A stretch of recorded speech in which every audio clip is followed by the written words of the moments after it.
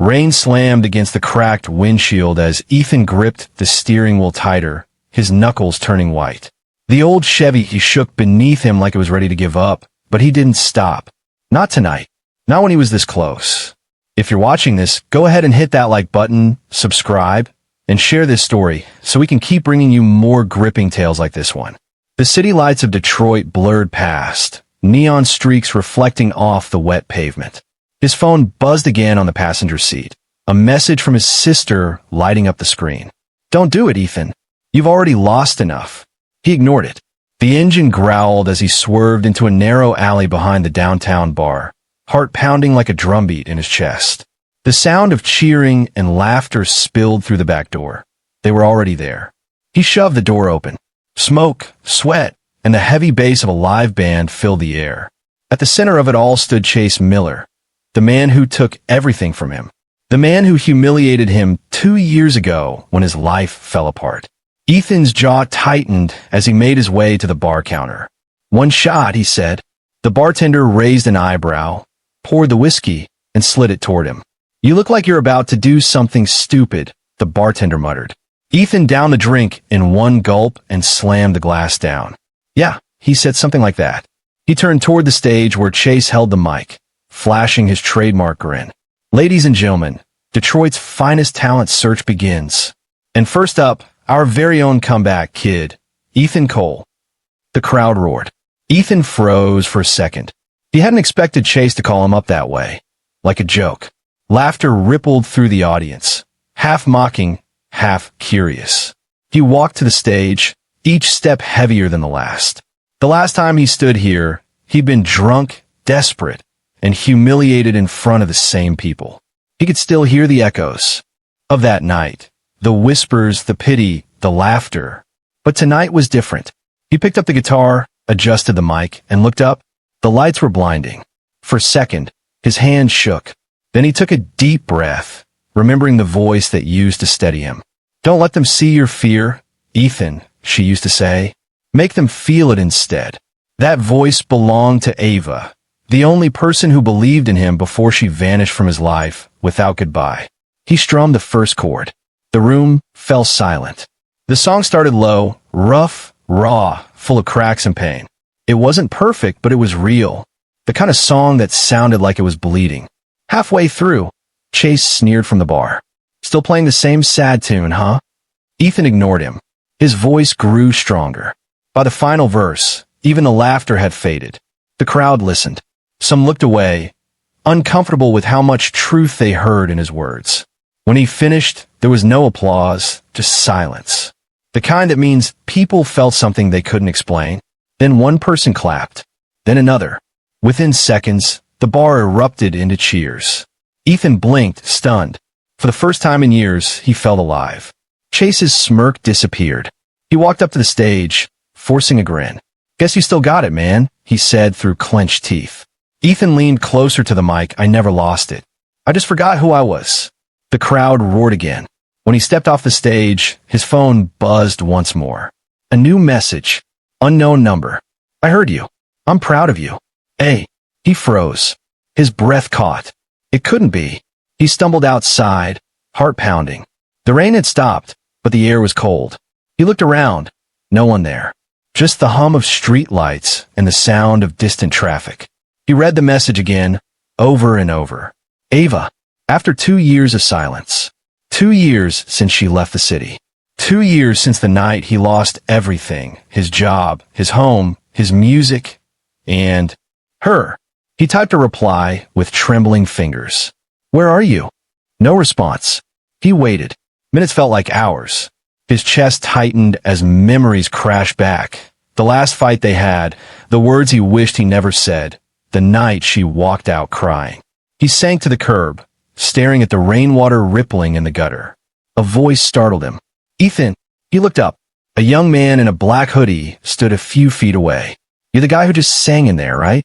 "Yeah," Ethan said cautiously. The man hesitated. "Someone told me to give you this." He handed him a folded piece of paper and walked off before Ethan could ask anything. He unfolded it. The paper was soaked, the ink smudged, but one line was clear. "Meet me where it all began." His heart skipped. That could only mean one place, the old bridge by the river. He grabbed his keys and ran toward his car, adrenaline surging through him. The Chevy roared to life as he sped down the empty streets, headlights slicing through the darkness. The bridge looked exactly the same as it did that night, cold, silent, and empty except for the faint orange glow from the streetlight above. The wind howled through the metal beams, carrying the scent of the river and the ghosts of memories he tried to forget. Ethan stepped out of the car, his boots splashing into shallow puddles. Every sound felt louder in the silence. The echo of his footsteps, the rustle of the trees, the creak of the bridge's old joints. He scanned the darkness, his heart racing. No one. "Ava," he called softly. His voice carried into the distance, swallowed by the night. No response. He walked to the middle of the bridge, where it had all ended 2 years ago. He could still see her standing there that night, tears streaming down her face as she shouted, "You're destroying yourself, Ethan, and I can't watch you do it anymore." He remembered how he'd yelled back, too proud to listen, too angry to care. And then, she was gone, vanished into the rain, and the city's chaos. Now, standing there again, he felt that same ache clawing at his chest. He pulled the folded paper from his pocket and read it again. "Meet me where it all began." Lightning flashed in the distance, followed by the low rumble of thunder. He checked his phone. Still no reply. The message from Ava sat there like a ghost, proof that she'd heard him sing, that she was out there somewhere. He waited. Minutes passed. Then he saw headlights approaching. A black car slowed to a stop at the far end of the bridge. The driver's door opened, and a woman stepped out. Ethan's breath caught. Even through the shadows, he recognized her. Ava. She looked different, older, sharper somehow, like the city had carved her into someone stronger. But it was her. She walked slowly toward him, her heels clicking against the wet pavement. "You really came," she said, voice soft but steady. "I didn't think you would," Ethan said, his throat tight. She stopped a few feet away. The rain started again, light and cold. "I almost didn't," she admitted. "But when I heard your song tonight, it reminded me of who you used to be." He swallowed hard. "You were there?" She nodded. "I was at the bar. I stayed in the back, so you wouldn't see me." Ethan's heart pounded. "Why now, Ava? After all this time?" Her eyes glistened. "Because I needed to know if you'd changed. I needed to know if the man I loved was still in there somewhere." He took a step closer. "And? Did you find him?" She looked away for a long moment. "Maybe," she whispered. Lightning illuminated the bridge again, and for a second, everything around them seemed frozen. The water, the sky, even the air between them. "I'm sorry," Ethan said finally. "For everything. For not listening. For pushing you away when you were the only one who cared." Ava's lips trembled. "Do you know how many times I wanted to call you? To check if you were okay?" "Then why didn't you?" he asked, pain creeping into his voice. "Because I couldn't," she said, eyes filling with tears. "I needed you to save yourself, Ethan. I couldn't be the reason anymore." The words cut deep. He looked at her, realizing how much she'd carried alone. The wind picked up, sending waves of rain across the bridge. They both stood there, soaked, trembling, but neither moved. "I thought I lost you," he said quietly. "You did," she replied, "but maybe we both lost ourselves that night." He reached out, slowly, as if afraid she might disappear again. When his fingers brushed hers, she didn't pull away. For a few seconds, they just stood there, holding on to the silence. Then a car horn blared behind them, shattering the moment. They both turned. A black SUV rolled to a stop near Ava's car. Two men stepped out, tall, broad, dressed in dark suits. Ava's face went pale. "Ethan, get back." "What? Who are they?" "Just go," she said sharply, stepping in front of him. "They're not here for you." The men approached, one speaking into a radio. "Target located," he said. Ethan's pulse spiked. "Ava, what's going on?" She didn't answer. The taller man stopped a few feet away. "You shouldn't have contacted him," he said coldly. "You know the rules." Ethan's confusion turned to anger. "Who the hell are you?" "Get in the car, Ava," the man ordered. "Now." Ethan stepped forward. "She's not going anywhere with you." The man's eyes hardened. "This doesn't concern you, Mr. Cole." Ethan clenched his fists. "It does now." The second man reached inside his coat. Ava shouted, "Stop!" and shoved Ethan backward just as a flash of metal appeared. A gun. The shot rang out. Ethan hit the ground, the sound echoing through the bridge like thunder. Ava screamed his name. Pain tore through his shoulder. He gritted his teeth, blood soaking his jacket. "Ethan!" Ava dropped beside him, pressing her hand against the wound. "Stay with me."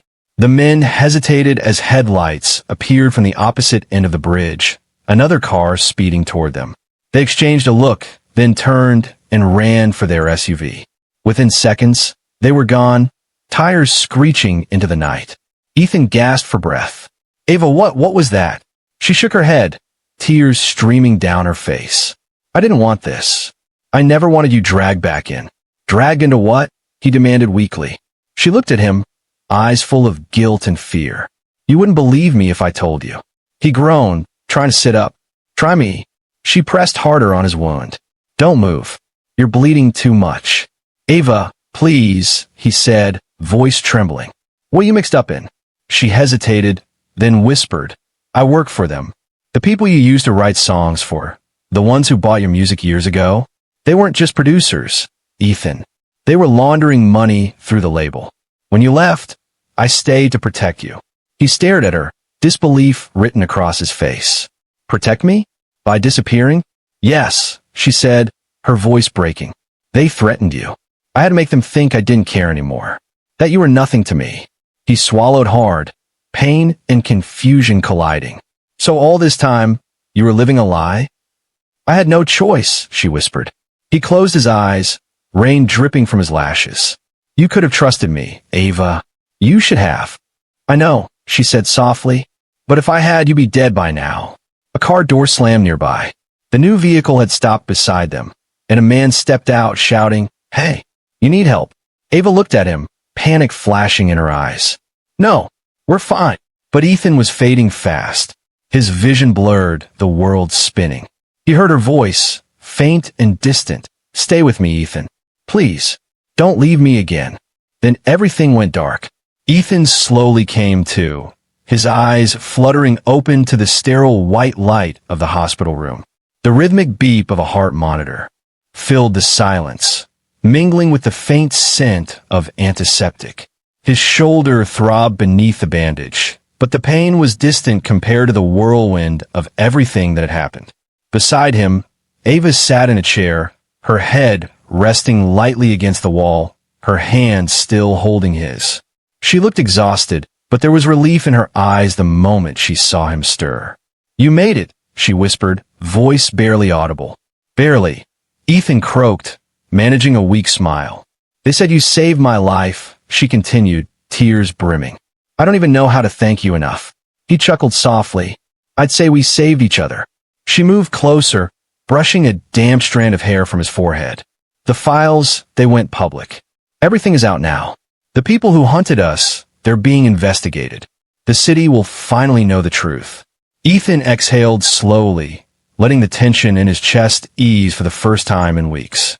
"Then it was worth it," he murmured. "It was," Ava agreed, voice trembling with a mixture of exhaustion and relief. For a long moment, neither of them spoke. The room was quiet, save for the faint beeping and the occasional distant footsteps in the hospital corridor.